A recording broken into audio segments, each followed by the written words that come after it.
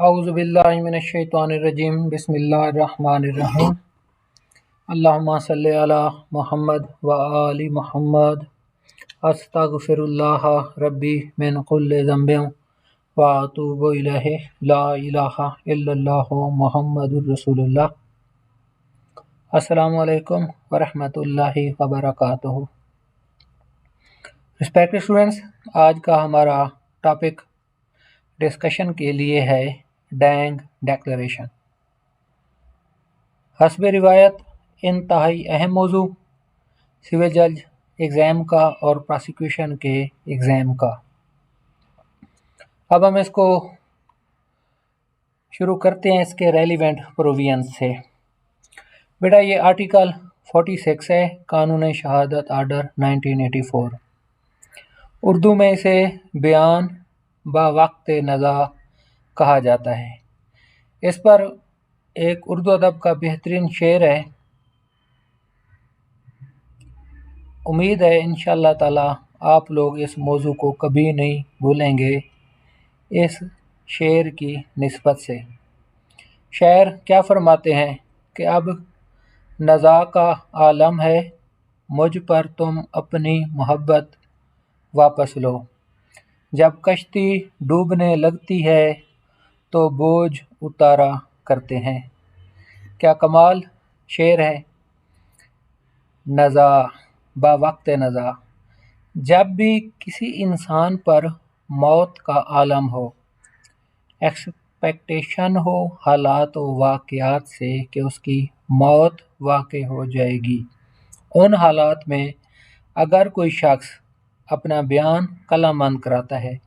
बेटा बयान कलम बंद कराने के असूल हैं, हालात व वाक़यात हैं, कॉम्पिटेंसी ऑफ पर्सन है किसके सामने, और बयान कलम बंद करने वाले की क्या पोजीशन है, क्या उसकी सेहत, उसके हालात उसे इजाज़त देते हैं। फिर बेटा सबसे बड़ी बात इसके हालात व वाक़यात हैं। मिसाल के तौर पर ये किसी जजमेंट में ही पढ़ा था कि एक बंदे ने प्रेस कॉन्फ्रेंस की एक दिन कि जी मुझे कत्ल कर दिया जाएगा, तो दूसरे दिन यकीनन उसको कत्ल कर दिया गया। ऑनरेबल सुपीरियर कोर्ट्स ने इस बयान को भी डैंग डेक्लेरेशन का दर्जा दिया। अब बेटा नेक्स्ट हम चलते हैं आर्टिकल 46। बेटा आप लोगों ने कई दफ़ा मुतअद्दिद बार पढ़ा है। अब ये एक्सेप्शन है कौन से रूल की बेटा, हेयर से एविडेंस की। हेयर से एविडेंस की सुनी सुनाई बात कभी शहादत नहीं हो सकती, लेकिन डैंग डेक्लेरेशन इसकी एक एक्सेप्शन है। आर्टिकल 46 क्या कहता है कि किसी ऐसे शख्स का बयान जो फौत हो गया हो, ना मिल सकता हो, मिसाल दे रहे हैं बेटा गुम हो गया है तलाश के बावजूद, या इस हद तक लागिर कमज़ोर हो चुका है कि वो बयान देने के काबिल ही नहीं रहा, मुख्तलिफ रीज़न्स हैं, तो उन हालात में बेटा उस शख्स का जो बयान होगा कब पहले का, वो कानून की नज़र में रेलिवेंट है, लेकिन उसके लिए बेटा क्राइटेरिया है, सर्टन सर्कमस्टांसेस हैं। अब ये पहला आप असूल देख लें, when it relates to cause of death. बेटा ये कोई भी इंसान जब अपनी वजह मौत बताए ना कि मेरी मौत इस वजह से हुई है, किसने कत्ल किया है, कब किया है, किन हालात में किया है, वो किसी को आइडेंटिफाई कर जाए, तो बेटा ये उसका बयान डैंग डेक्लेरेशन की डेफिनेशन में आता है। अब हम नेक्स्ट चलते हैं बेटा, जो हमारा अल्हम्दुलिल्लाह तरीक़ाकार है पहले की तरह, केस लॉ को देखते हैं। ये है 2022 PCR LJ 126। ऐसे देख रहे थे कि इस केस को अल्लाह रब्बुल इज़्ज़त बहुत ज़्यादा तरक्की दे हमारे उस्ताद मोहतरम sir mister justice Suhail Nasir साहब को। ये उनका केस है, केस लॉ सर हैं इसमें जाहिद साहब माशाल्लाह। बेटा इसके फैक्ट्स कुछ इस तरह हैं, पहले ज़बानी एक कहानी सुन लें। अब कंप्लेनेंट कहता है कि मुलज़िम ने उससे 50,000 रुपये उधार लिए थे, पैसे वापस मांगे गए, आपस में पार्टीज़ की हैपर डिस्कशन हुई, हार्ट एक्सचेंज, तो जो कंप्लेनेंट का बेटा है उसे मुलजिम ने कत्ल कर दिया। ये है इल्ज़ाम।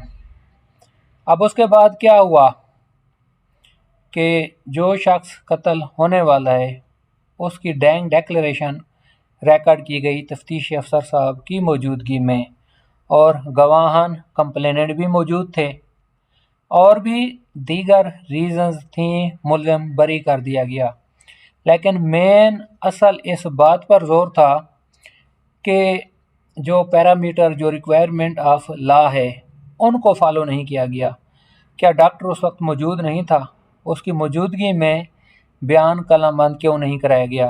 जब कानून का तकाजा ये है कि गवाहन वगैरह मौजूद ना हों, इंजर्ड का जानने वाला मौके पर ना खड़ा हो, तो फिर गवाहन क्या कर रहे थे? बेटा इसमें वो मरने वाले ने इम्प्रूवमेंट भी कुछ कर दी थी, लेक्यूनाज वो हो गए थे, मतलब है कि कुछ ऐसे फलाज थे, खामियां थी जो मरने वाले ने पूरी करने की कोशिश की। इस वजह से भी डैंग डिक्लेरेशन की जो ये अहमियत वो बाकायदा बरकरार ना रह सकी। बेटा ये था इसका। अच्छा, अब ना हम इंशाल्लाह ताला कोशिश करेंगे बेटा सिर्फ हेड नोट्स को देखेंगे, लेकिन इसमें कोई अगर आप लोगों को अबहाम आता है तो काइंडली आप लोग फिर जजमेंट पढ़िएगा, क्योंकि हेड नोट से शार्ट हो जाता है, जल्दी चीज़ समझ आ जाती है। बेटा क्रिमिनल लॉ में ना हमेशा आप लोग प्रपोजिशन आ सकती है, प्रिंसिपल्स पर जाया करें। बेनिफिट ऑफ डाउट क्या है? Beyond any shadow of doubt. और ऑनरेबल कोर्ट किन किन चीज़ों की तरफ जाती है? अब इसमें आप देखें ना, कहानी ये थी कि जी डिसीज्ड जो शख्स कत्ल हुआ रिक्शे पर था, साइड प्लान में कोई तज़किरा नहीं है, रिक्शा नहीं पुलिस को पेश किया गया, ना उसकी बाबत कोई डॉक्यूमेंट्स पेश किए गए, ऐसी ज़बानी कलामी बात थी एफआईआर में। और इसके अलावा एफआईआर में डिले भी था, पुलिस स्टेशन बिल्कुल साथ था। ये चीज़ें इजाफा करती गईं मुकदमा में शक पैदा करने में। उसके बाद बेटा ये एमएलसी का आ गया, टाइम डेट वगैरह, कि जब एमएलसी वगैरह हासिल कर ली, क्योंकि बंदे की अभी फ़ौरन डेथ नहीं हुई थी, एमएलसी लेके कंप्लेनेंट पहुंच गया, हालांकि उसे पहले पहुंच जाना चाहिए था। जैसे आप लोगों को पहले भी बेटा बता चुके हैं, वक़ुआ के फ़ौरन बाद जितना जल्दी हो सके एफआईआर रिकॉर्ड करा लेनी चाहिए। अगर डिले होता है तो कंप्लेनेंट का हमेशा कसूर समझा जाता है, but subject to some exceptions, वो बेटा हालात व वाक़यात होते हैं। अब ये वही बात आ गई जो बेटा आप लोगों को बताई है 50,000 वाली। अब ये मोटिव था जी 50,000 रुपये देने थे, इसकी बाबत कोई शहादत नहीं आई। टाइम डेट प्लेस 50,000 की हद तक कहानी इस्तगासा खामोश है। उसके बाद बेटा ये इसकी अहमियत बताई गई है। आम तौर पर डैंग डिक्लेरेशन के बारे में बेटा ये कहा जाता है कि जो मरने वाला है सच कहेगा। ये एक आम सी बात है, लेकिन इसके बावजूद बेटा काफ़ी सारी रिक्वायरमेंट्स हैं, उनको देखना पड़ता है कि क्या वो पूरी हुई हैं या नहीं हुई। अब इसमें नेक्स्ट आप बेटा एफ में आ जाएं, ठीक है ना। क्रॉस एग्जामिनेशन में वही हुआ क्या,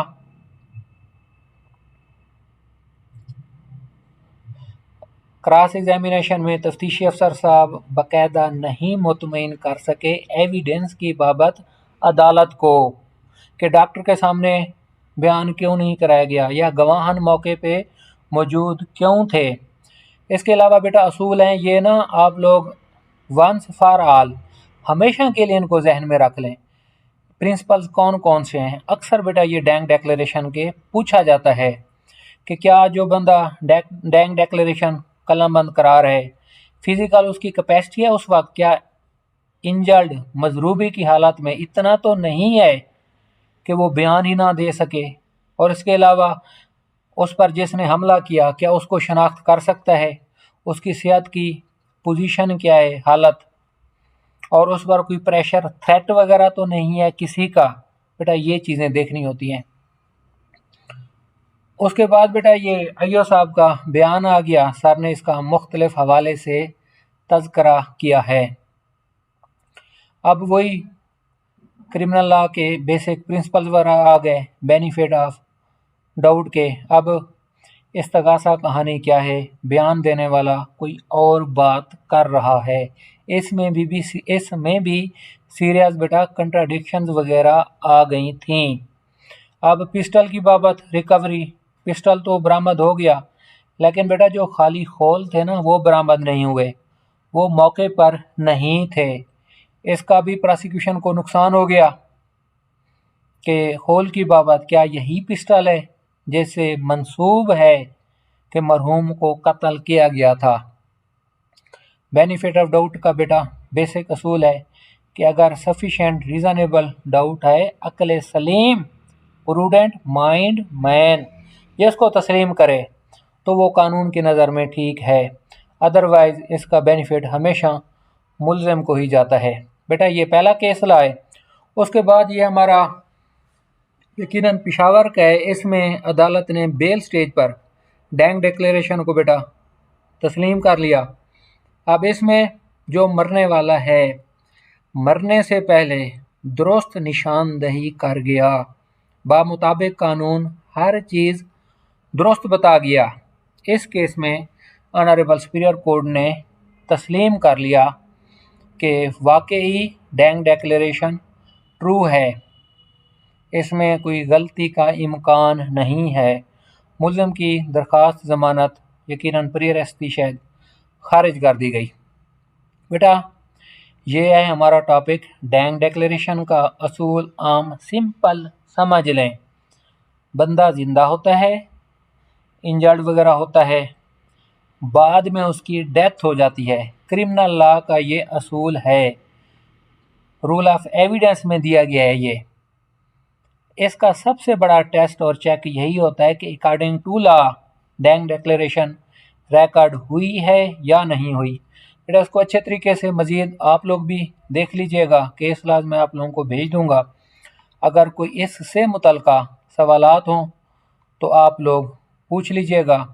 बाकी आप लोगों का बेटा अल्लाह रब्बुल इज़्ज़त हामी और नासिर हो। अस्सलामु अलैकुम वरहमतुल्लाहि वबरकातुहू।